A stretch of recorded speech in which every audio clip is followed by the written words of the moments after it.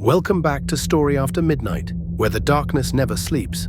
I'm your storyteller, guiding you through the world's most terrifying and mysterious true encounters. From haunted homes to ghostly sightings to strange and unexplained phenomena, I bring you the spine-chilling stories that will make you question what you thought you knew. In tonight's episode, we dive deep into the eerie and unsettling world of real-life ghost encounters. These are stories from those who have unknowingly brushed up against the supernatural and lived to tell the tale. So find a quiet spot, dim the lights, and make sure you're alone, because the shadows might be closer than you think. Who knows what's lurking, watching, and waiting to make its presence known? Now let's step into the unknown. The darkness awaits us. Beneath the glittering waves off the coast of Nova Scotia, buried in silt and forgotten charts, lay the SS Delirian, a merchant vessel from the early 1800s, rumored to have sunk under mysterious circumstances. No distress calls, no survivors, only vague entries in old maritime logs and whispered stories of a cursed voyage. Present day, marine archaeologist Dr. Elise Varden had spent her life chasing sunken myths, but when she came across weathered journal fragments referencing the Delirian, something about its silence called to her. She gathered a small team: her engineer brother Cal, veteran diver Marcus, documentarian Leah, and rookie marine biologist Trent, and chartered a vessel, the Marlin, to locate the wreck. After 3 days of sonar sweeps and deep-sea drone feeds, the ghostly outline of a decaying hull finally appeared on the screen, 110 meters down, draped in shadow and seabed dust. The group cheered except Marcus. The seasoned diver stared at the monitor, brow furrowed. "That ship's not resting," he muttered. "It's waiting." Ignoring the unease, they prepped for descent. Day 1 dive. Elise and Marcus dove first, lights cutting through darkness. The ship appeared suddenly out of the void, broken mass clawing toward the surface like a warning finger. The hull was ruptured near the keel, but the nameplate remained clear: SS Delirian. Inside, silt hovered thick in stagnant water. They entered cautiously. The cabins were in eerie disarray, cutlery floating midair, chairs toppled yet untouched by sea life. No signs of scavengers. No fish. Nothing lived down here. In the captain's quarters, Elise discovered a rusted strongbox embedded in coral. She pried it loose. As she did, her dive light flickered. When it steadied, Marcus was gone. Heart pounding, she called into the comms. Static. Then a whisper, unintelligible but insistent. Outside, she spotted Marcus drifting toward the stern, but his movements were off, jerked, like he was being pulled. When Elise reached him, he was motionless, eyes wide behind his mask. He whispered, "Don't open it." They surfaced in silence. Back aboard the Marlin, Marcus refused to dive again. Elise opened the strongbox.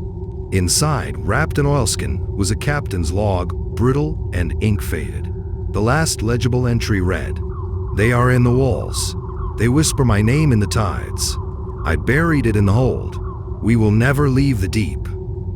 That night, Trent sleepwalked and tried to throw himself overboard. And Leah, reviewing footage, saw something Elise hadn't. In the background of her dive camera, a pale face pressed against a broken porthole, watching her. Grinning, they had disturbed something, and it had noticed. The next morning, the Marlin was cloaked in an unnatural fog. Marcus paced the deck, chain smoking, refusing to speak.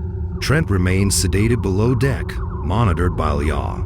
He'd woken in the night screaming in a voice not his own, guttural, salt-choked, ancient. Elise hadn't slept. She kept staring at the captain's log, running her fingers over the water-warped pages, trying to decipher more. They buried it in the hold to silence the hunger. That line echoed in her mind. Elise insisted they need to go back down. Cal, her brother, reluctantly agreed to dive with her this time. "Get the last footage. Then we're done," he said, clipping on his gear.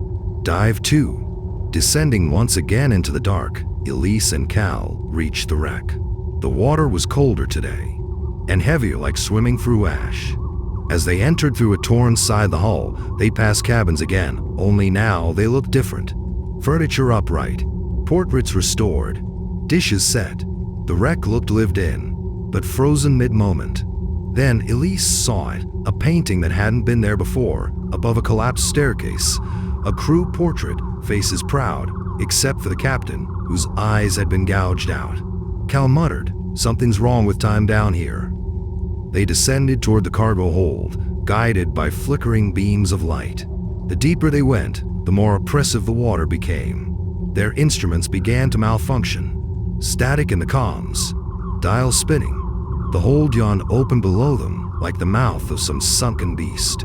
It was filled with crates and barrels, but all were strangely untouched. No rot, no sea damage. At the far end stood an iron-bound chest, bigger than a coffin, chains wrapped tight around it, bolted to the ship's frame. When Elise drew near, something pressed against the inside.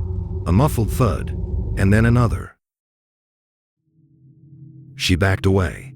Suddenly, Cal screamed. She turned. He was convulsing, mask filling with blood, eyes rolling back. His regulator was ripped from his mouth, but no one was there. No creature, no current. Something unseen had entered him. Panicked, Elise grabbed him and triggered their ascent. They broke surface in a tangle, hauled aboard by Leah and Marcus. Back on deck, Cal lay gasping but alive. Barely. He kept whispering in a voice not his own. "The hunger wakes. The Guardian has fallen. The seal is broken." That night, they lost radio contact with the mainland.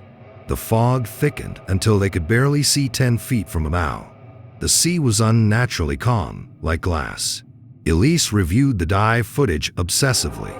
On the video, in the background, the chains on the iron chest had shifted. Slightly, but definitely. And someone, stood at the far end of the hold. Human-shaped, staring at her through the lens. That figure hadn't been there in real life. Leah came up from below deck pale as a corpse. Trent is gone. They found his wet suit by the edge of the boat, still zipped up, but no sign of him. That night, Elise dreamed she was on the Delirian, the ship restored, sailing under a blackened sky. The captain stood at the wheel, face hidden, muttering a prayer as shadowy figures emerged from the water, climbing aboard, whispering, "One for the sea, one for the silence, one for the deep." She woke choking on seawater in her bunk. Everything soaked. The air tasted of brine and rot. Leah was missing. They heard a scream echo from the water. When they looked, someone was standing on the wreck, waving. It looked like Leah, but it wasn't. And as Marcus prepared for one last dive, desperate to find her, Elise heard the captain's log whisper to her in a voice like dragging anchors. "No one leaves, not without paying the tide." The wreck of the Delirian loomed like a cathedral of death, hidden beneath a veil of fog and black tide. Marcus dove first. He didn't wait for Elise this time. He had Leah's dive tracker locked on his wrist. It pulsed faintly from inside the wreck, impossibly deep. The signal had moved into a part of the ship Elise didn't even know existed. As Elise suited up, her hands trembled. She glanced once more at the captain's log. The last page was now filled with ink she hadn't seen before. Words she didn't write, yet written in her own hand. The sea does not forget. It only buries, until it is hungry again. Final dive. Elise descended alone. The water was unnaturally cold this time. The ocean floor had changed. It was as if the wreck had shifted, sunk deeper into a hidden trench that hadn't been there before. She entered through the broken hull, passing again the painted portrait of the crew. But now all the faces had been slashed or smeared, except hers. Her own face now stared back from the canvas, freshly painted. The hold had ruptured further, revealing a spiral staircase of rusted iron descending below the ship's base, a level that shouldn't exist. She followed it. The steps creaked underwater, moaning like something alive. Her flashlight flickered, then died. But something below glowed faintly, a soft, pulsing blue light, like bioluminescence. It led her into the belly of the ship, a long corridor lined with open cells. Inside the cells were bones, some ancient, some fresh, some still twitching. At the end of the corridor was a vast chamber, the source of the blue glow. The chains from the chest had been torn apart, links floating mid-water, as if defying gravity. The iron chest lay open, empty. In the center stood Marcus, unmoving, and Leah, floating, eyes empty, mouth open as if screaming silently. Something twisted and black slithered inside her chest, pulsing like a parasite. Her dive suit moved in the water, as if something else wore it now. Marcus turned, smiling eerily. "It only needed one more," he said, voice distorted, layered with dozens of others. "You came willingly. You're the final piece." Suddenly the water roared. The ship groaned. Elise was dragged downward, invisible hands gripping her limbs, pulling her into the open iron chest, now revealed as a tomb, or perhaps a gate. As she struggled, visions burst into her mind. The Delirian's crew sacrificing each other to the ocean, one by one, to appease some ancient force. The captain sealing the hunger in the hold, bound in iron and salt. And the entity itself, a faceless thing of water and rot, ever watching from the abyss. Elise screamed, bubbles tearing from her lungs, but no sound escaped. And then, darkness. 1 week later, the Marlin drifted into port, empty. Authorities found dive gear, blood in the bilge, and the captain's log floating near the wheel, its final pages smeared in seawater and ink. One phrase remained legible: "It is free." Thank you for joining me tonight on this eerie journey into the unknown. If these stories have left you with a chill down your spine, don't forget to like and subscribe for more spine-tingling tales. This really means a lot to me and helps to keep me on YouTube. And remember, there's always more lurking just around the corner. If you've ever experienced something strange, something unexplainable, feel free to share your own story in the comments below. You never know who else might be listening or watching. Until next time, keep your lights low, your doors locked, and your curiosity never at ease. Because at Story After Midnight, the darkness never rests, and neither do we.